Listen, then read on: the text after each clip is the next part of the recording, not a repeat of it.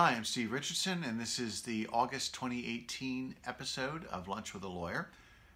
Today we're going to talk about reverse mortgages. Now, this is something that some of my clients have been talking to me about, that they're looking into, and I thought it might be a good idea to get some information together and present it in an episode of the show to give people a lot more information about them. This might be something that was in the back of your mind. Maybe we should start looking into a reverse mortgage. Heading into retirement, maybe you need more funds for living expenses and you want to grab the equity out of your home without a home equity loan or without selling it. You don't feel like downsizing, but you would like to have the money. So that's what we're going to talk about today. So there's a lot of information I have, and forgive me if I periodically check my notes here. I want to make sure I'm getting the information correct that I'm giving to you. So bear with me as I go through them. And also, I want to make sure that everybody understands that, as I've said in previous episodes, these Lunch with a Lawyer shows are informational. A lot of general information about a particular topic that'll educate you and give you more information than you had before, so that if you, in this case, are looking into a reverse mortgage, or in previous episodes thinking about preparing a will or getting points off your license, or concerned about a commercial driver's license that you have more information than you did before that can guide you in the right direction. And I'm going to tell you a lot about reverse mortgages, but I really can't stress enough that if you're thinking about getting a reverse mortgage, talk to a mortgage professional, talk to a financial professional about whether a reverse mortgage is right for you. Hopefully the information you get from this episode will, like I said, make it a more guided discussion with that professional, but you should definitely consult with a professional and not go off and get one just based on what you've heard today. Okay, well, let's start out with what exactly is a reverse mortgage, because there are some misconceptions out there. Now, this is for older Americans. It requires no monthly payment.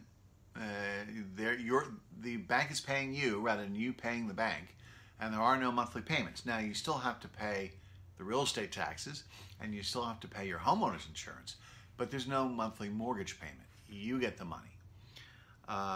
And again, it allows you to access the equity in your home without getting a home equity loan, without selling the home. So it allows you to stay in your home and have the money at the same time. And it defers the payment until you die, sell, or move out of the home. And this applies to both. So if one spouse dies, the other spouse can still live there until the surviving spouse's death. So if it's a married couple, husband and wife, getting a reverse mortgage, then both would have to die. Or both would have to move out, or the property have to be sold before the money would become due and payable. Now, just to give you some idea, in a 2010 survey of elderly Americans, 48% of respondents cited financial difficulties as the primary reason for obtaining a reverse mortgage. Not surprising. They may be short on cash flow. They may have run up some debt and are trying to avoid bankruptcy, different financial reasons. And 81% stated a desire to remain in their current homes until death. So, financial difficulty, they want to get money out of the home. This may be the right way to go. It could be an alternative to bankruptcy. You don't want to file bankruptcy and end up having the bankruptcy trustee sell your home. But getting that equity out there might be a way of dealing with your situation. Now, there are no mortgage payments, but there is mortgage interest. Reverse mortgages do carry and accrue interest. The interest is added to the loan each month, and even though, depending on how long you live or how long you live in the home before the note becomes due, it is possible that the balance of the loan will exceed the value of the home. But you don't need to worry about that. I'll explain why in a little bit. But yes, interest is accruing, and collectible when it comes time to pay the piper. But if you're become upside down, that's not something you need to worry about. Now, there are some pros and cons, as there are to everything. Some of the pros, some economists argue that reverse mortgages benefit the elderly by smoothing out their income and consumption patterns over time.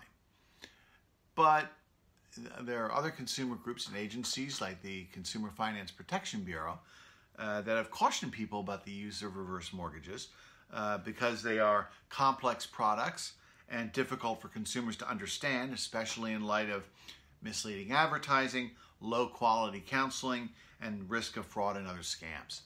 So, again, general information, talk to a trusted professional, get the information you need, and make sure you understand what you're getting yourself into so that you can make an informed and intelligent decision as to whether a reverse mortgage is right for you. Now, the Bureau, the Consumer Finance Protection Bureau, also claims that many consumers do not use reverse mortgages for the positive consumption smoothing purposes that are set forth by the economists that are in favor of them. So it's not always the case. So just bear in mind there are pluses and minuses, pros and cons to these as we go through this process. Now, what law governs a reverse mortgage? Well, here in America, it's not governed by state law. It's actually governed by federal law. So U.S. federal law governs these loans, and it's governed by the Housing and Community Development Act of 1987. And that's it indicates that these mortgages are insured by the FHA. And the loans, of course, they don't just call them reverse mortgages. They got to call them something special. They call them home equity conversion mortgages, or HECMs. Hey, it's government. There's got to be an acronym, right? So HECM, home equity conversion mortgage. We'll just call them reverse mortgages. It's easier. So how do you qualify for them? How do you become eligible? What are the eligibility requirements of a reverse mortgage? Well, at least one spouse has to be 62 years of age or older. Okay? If you're both under 62, you're not going to qualify. Okay? Used to be that both of you had to be over 62, but that's no longer the case. At least one of you is. The home that you're getting the reverse mortgage on has to be your home. Has to be your principal residence, your primary residence. And also standard FHA requirements apply to these loans because they're FHA insured. That means that most 1 to 4 family homes qualify, along with 8 FHA-approved condominiums and planned urban developments. And manufactured homes also qualify as long as they meet the FHA standards. So from a personal point of view, you have to be over 62, at least one of you. It has to be your primary residence, and the residence itself has to qualify under certain guidelines. Now, before starting the loan process, okay, for one of these FHA or HUD-approved reverse mortgages, you have to go through an approved counseling course. All right. Remember I talked about earlier that there's a lot of FUD, fear, uncertainty, and doubt, and a lot of misunderstanding about these reverse mortgages. And federal law wants to try and make sure that doesn't happen, so you go through this counseling process on how reverse mortgages work, the financial and tax implications of taking out a reverse mortgage, what your payment options are, and the costs associated with a reverse mortgage, because there are costs as well. Like taking out any other mortgage, there are some closing costs, which we'll get into in a little bit. The counseling is meant to protect, as I said, borrowers against the quality of counseling, although the quality of counseling has been criticized by groups, again, such as the Consumer Finance Protection Bureau. So maybe you want to shop around a little bit for where you get to class. Now, along with eligibility, there are certain financial assessments.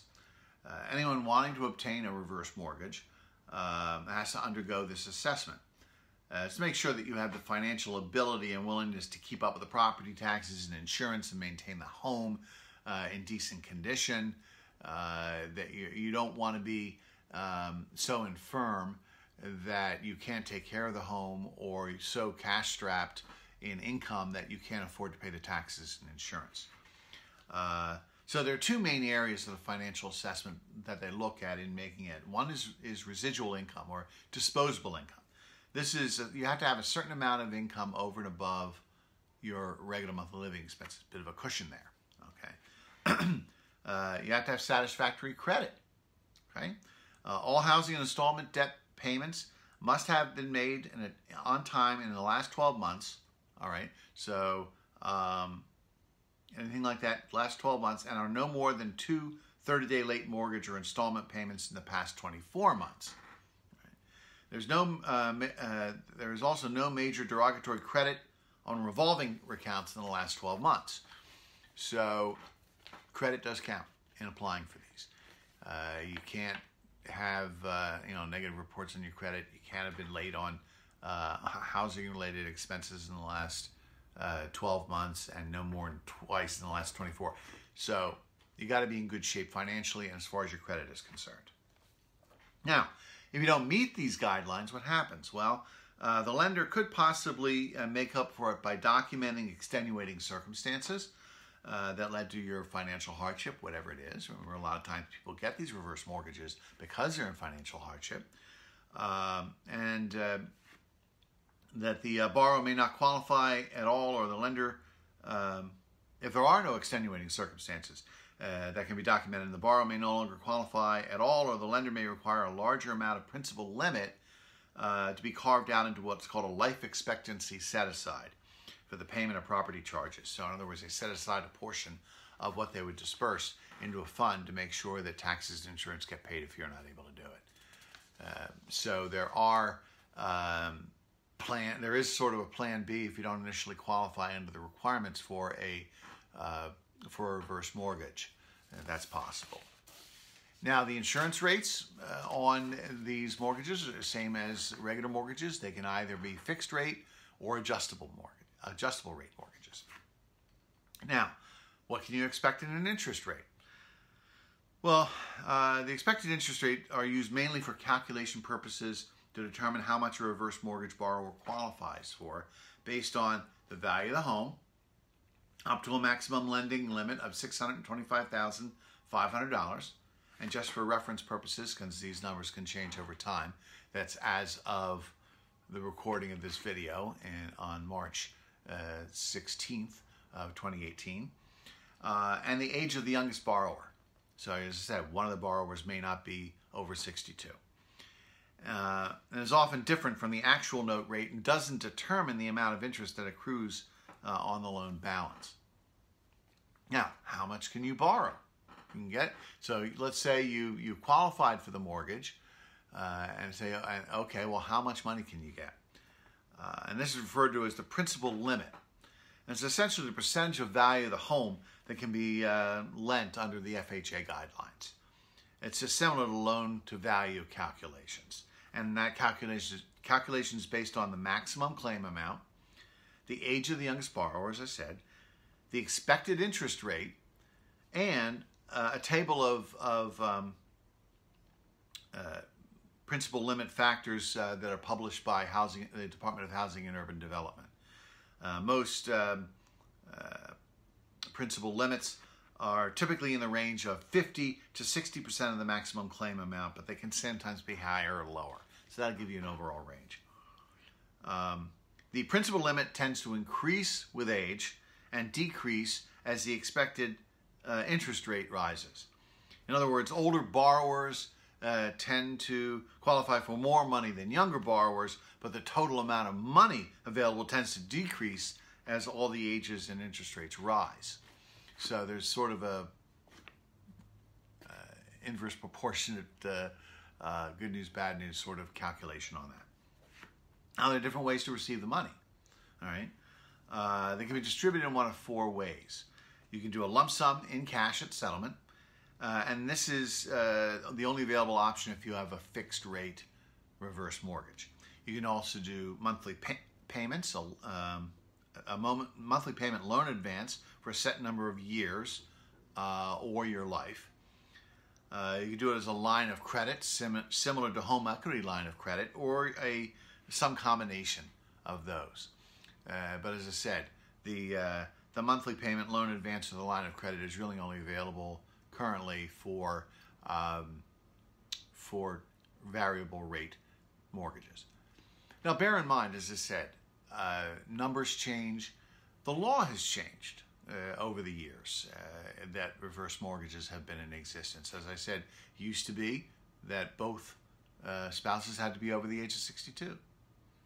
And if one of them was under the age of 62 and died, or the older one died, the younger one under 62 is still in the home, they could lose the home. But that changed. So requirements, terms, things like that change. So make sure you're up to date if you've watched this video a few months or years later. Things tend to hang around quite a while on YouTube and Facebook. Now, one thing to consider with the line of credit option is that it accrues growth.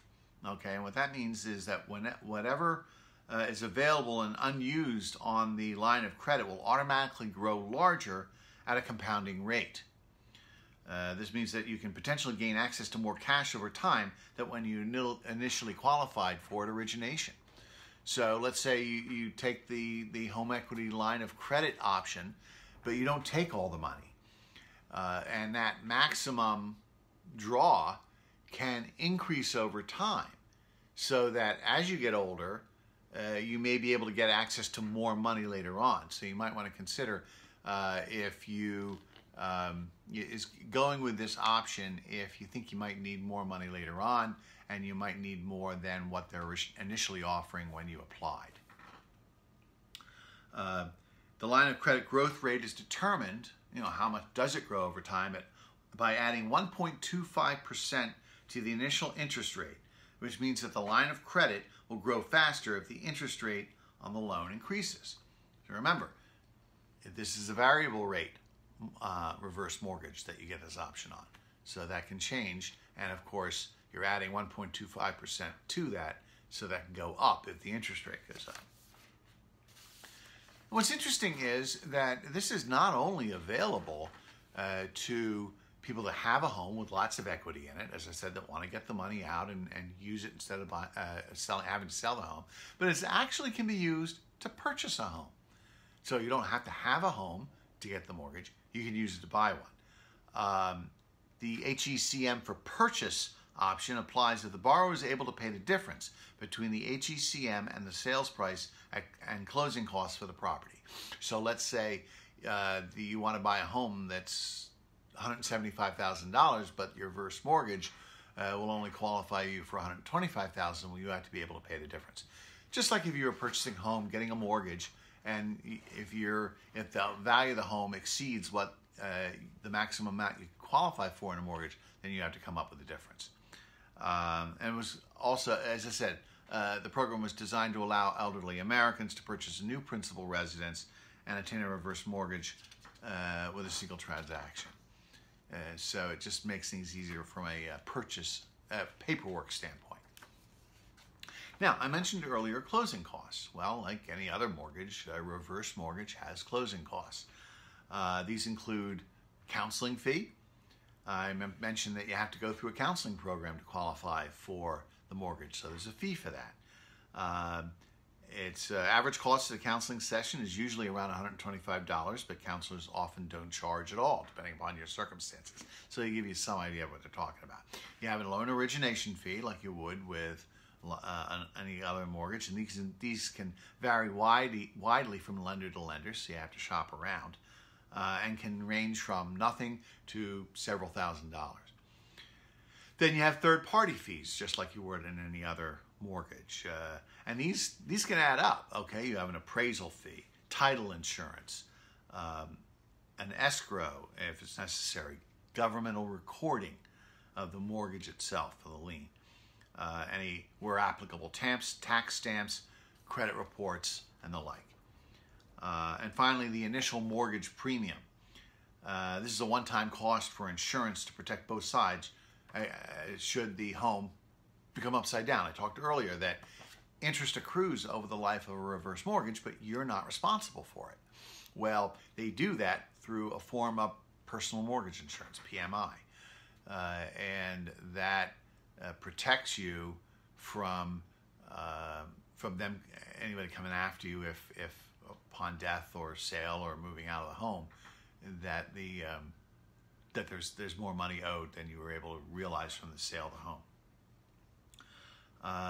Now, most closing costs can be rolled into the new loan amount, except where the loan is used to purchase a home, where they're included with the down payment.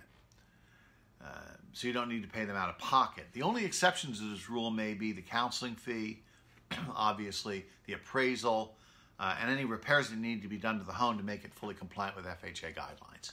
So there may be some things that need to be paid in advance of closing, so naturally that's something that wouldn't necessarily be able to be rolled into the loan itself. Now, there are some ongoing costs to a reverse mortgage. The two ongoing costs are the annual mortgage insurance and servicing fees. So there are some costs there. Annual mortgage insurance is a continuation, as I said, of the initial mortgage premium I talked about as part of your closing costs, and accrues annually at a rate of 1.25% of the loan balance. It doesn't need to be paid out of pocket by you. It can be allowed to accrue on the loan balance over time. Now, some lenders may still charge a servicing fee to cover the cost of servicing the reverse mortgage. You might note that with a regular mortgage, you have the bank that lent it to you, but that's not who you make the payments to. You make it to a servicing company that servicing and do all the paperwork for the collection and processing of payments on the loan. They're usually around $30 per month and can be allowed to accrue on the loan balance. Now, you may be wondering whether the proceeds of a reverse mortgage are taxable. That's a good question. In general, the American Bar Association advises that generally the Internal Revenue Service does not consider loan advances to be income. All right, so this is basically a loan advance. It's a reverse mortgage. They're lending you the money. You get the money on your home that you don't have to pay back until it's time to pay the piper. And that's because the money received is considered a loan advance, as I said. Annuity advances may be partially taxable. Interest charged is not deductible until it's actually paid, that is, at the end of the loan. So you may have a tax deduction upon sale of the home, moving out, or your estate may be able to take that on an income tax deduction upon your death. And the mortgage insurance premium is deductible on the 1040 long form. So you want to talk to a tax professional as far as how certain costs associated with a reverse mortgage can affect your tax situation. The proceeds also do not directly affect Social Security or Medicare benefits, which obviously are a concern for older Americans. However, the American Bar Association's guide states that if you receive Medicaid, SSI, or other public benefits, loan advances will be counted as liquid assets if the money is kept in an account, savings, checking account, that sort of thing, bank account, past the end of the calendar month in which it's received. So you receive the money, you don't pay it out, you keep it, it's there. The borrower could then lose eligibility for such public programs if the total liquid assets, cash generally, is then greater than the program allows. So that can come into play with those issues. Now, when does the loan come due? We've talked about that a little bit. It comes due with the death of both spouses, the sale of the home. If you fail to live in the home for a period greater than 12 months, so you can't get the money, okay, and say it's a principal residence planning to move out within a year. Fails to pay property taxes and or homeowners insurance. I mean, you got to maintain status quo with that home. Again, as I said earlier, you have to be in a financial position where you can afford to pay the taxes and the insurance and the expenses of upkeep of the home, even though you don't have to make a mortgage payment. You let the condition of the home significantly deteriorate. Like I said, you're not doing proper upkeep. You're not, for example, doing termite treatments. It ends up being termite damage, that sort of thing. Upkeep. Or you transfer title of the property to a non-borrower. And this excludes trusts that meet HUD requirements. So those are the things that will trigger having to pay the piper, having to pay it back. Now, what do you do when that happens? What do you do when it comes time to pay on the reverse mortgage? Well, you have several options. You can pay off or refinance the existing loan balance to keep the home. You may decide to just refinance, pay it off, get another mortgage. or pay it off from other assets. Sell the home to settle up on the loan balance and keep the remaining equity, or allow the lender to sell it and then the remaining equity is distributed to borrowers. But as I said, the good news is that if the home does not sell for enough money to pay off the mortgage, the reverse mortgage, they can't come after you. Their sole recourse is against the land itself. I'll leave a link in the description to this video and on the in the notes and description on YouTube, because I shoot these videos out to my YouTube channel at richardson.lawoffices.tv, so you can get more information. I know I've thrown a lot at you, and you can go back and replay this video or take a look at the article that I linked to. But at least you know more than you did before about how reverse mortgages work, how they can benefit you, and to some extent whether they're right for you. So if you found this video useful, great. I'd appreciate it if you could click on that like button or the love button, react or interact in some way with the video. That helps with the Facebook sharing algorithm to spread that out to other people. Your friends may know that you like the video. And also, if you know someone that might be thinking about a reverse mortgage or might benefit from this information, feel free to click the share button and share it with that. You can share it just on your wall. You could share it on your friend's wall. If you want to be a little more discreet, you can share it in Messenger privately with that friend. But share the knowledge, share the information. I'm trying to get this information out to as many people as possible, so as many people can benefit from it. But that's it for this episode of Lunch with a Lawyer. I'll be back with you in September, and please like, love, and share this video with others so that others can benefit. If you like this episode of Lunch with a Lawyer, please be sure to click that thumbs up button to like it. And if you think other people might benefit from this information, click the share button. Share it with other people. Let people know about this video, and that so that they can benefit from its information. Also, if you like this video and like the content of the channel, please be sure to click that blue R button to subscribe to the channel, so that you'll get notifications in your inbox when new episodes come out, and I post every month. So that's it for this video. I hope you found it informative, and I'll talk to you next time.